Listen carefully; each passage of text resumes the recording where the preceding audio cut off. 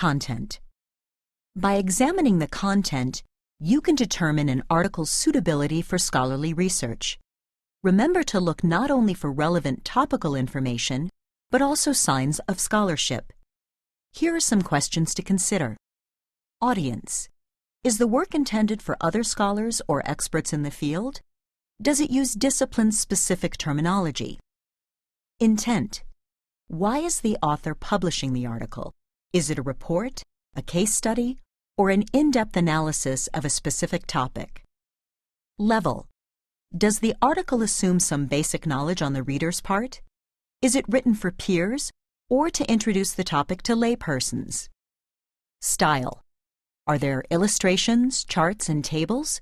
If so, are they relevant to the content, or are they eye candy meant to attract readers? Tone. Is it written using a professional tone and an academic style? Or is it colloquial and casual, which is a sign it's not scholarly?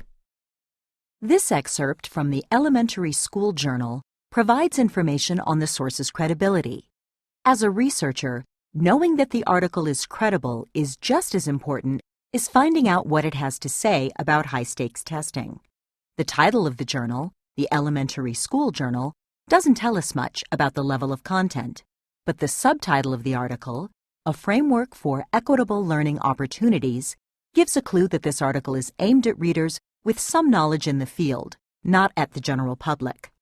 The article is presented in plain text without any illustrations. These are all good indicators of a credible scholarly source. Finally, think about the tone of the abstract. Look at this sentence.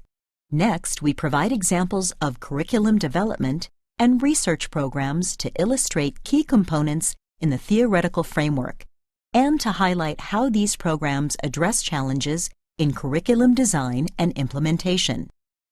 What are some words that describe the tone of this sentence? You might say it is complex, formal, or academic. Now, look at this excerpt from another source on the topic of teaching science. Do the research together with each student recording the information in a chart. Then do a quick discussion, ending with safety tips for each type of danger in your area. Have each student make a button with the safety tip and wear it this week. Or they could make an Earth Science Week button. What are some words to describe the tone of this piece? You might say it is conversational, accessible, or straightforward. The casual tone of this writing is one clue that it does not come from a scholarly source. Publisher. We've discussed authors and their content, so now let's turn to the publisher that's responsible for the end product. The publisher plays an important role in establishing credibility. Without a legitimate publisher, it's difficult to confirm that a source is credible.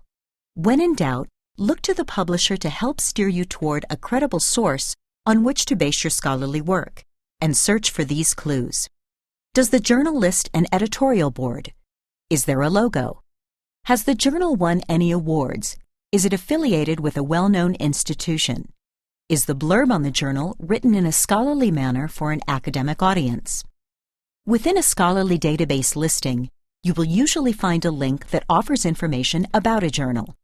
Here's an example from Teaching and Learning Inquiry, published by Indiana University Press. A university affiliation is a good indicator of scholarly content. Notice whether there is a logo displaying the name. Information is included on its mission, editors, and editorial board. The tone is professional and the style is academic. Next steps. Let's move into a few practice activities related to what you've just learned. Then, it's on to Lesson 2, where you'll learn some additional strategies for identifying scholarly sources. At the end of Module 2, you'll take a quiz to assess what you've learned in this lesson.